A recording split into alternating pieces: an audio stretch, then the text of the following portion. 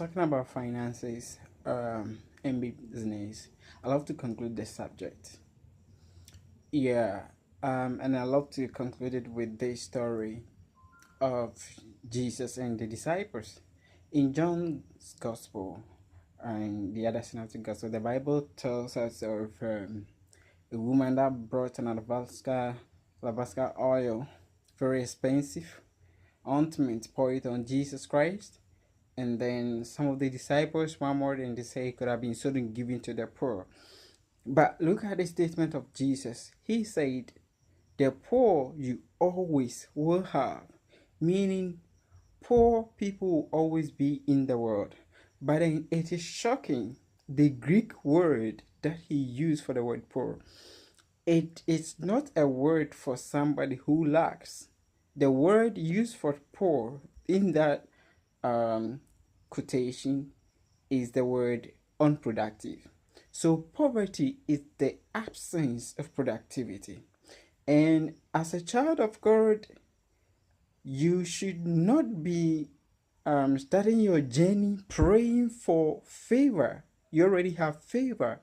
You should not be waiting for somebody to be charmed on your behalf so that they begin to bear your burdens for you. That is not how scripture teaches us.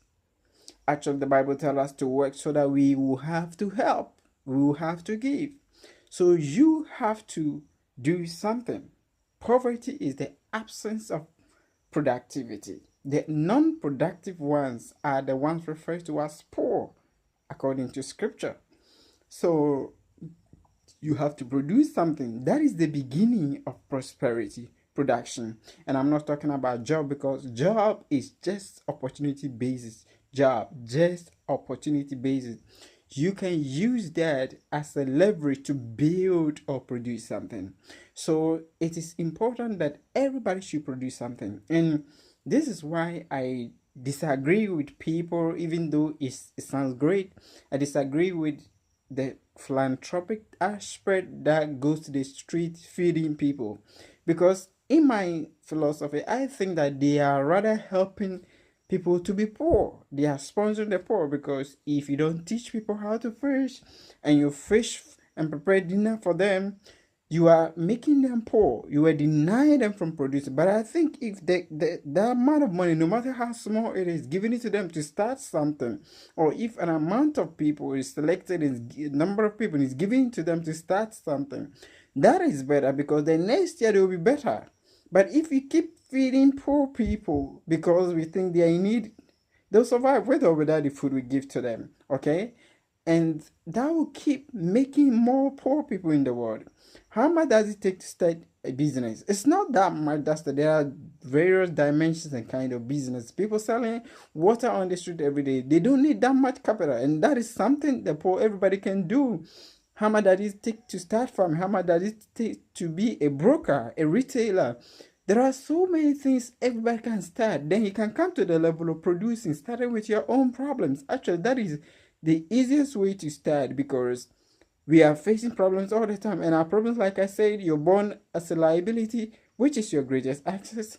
That is the key to your prosperity. When you adventure, you start to question your problems. Then you are on the way to solving the problem. Then that is when you begin to get attention, because when you solve your problem, you are a human being. That means that is also the problem for another human being. It is the problem of another human being, and then the problem of the world.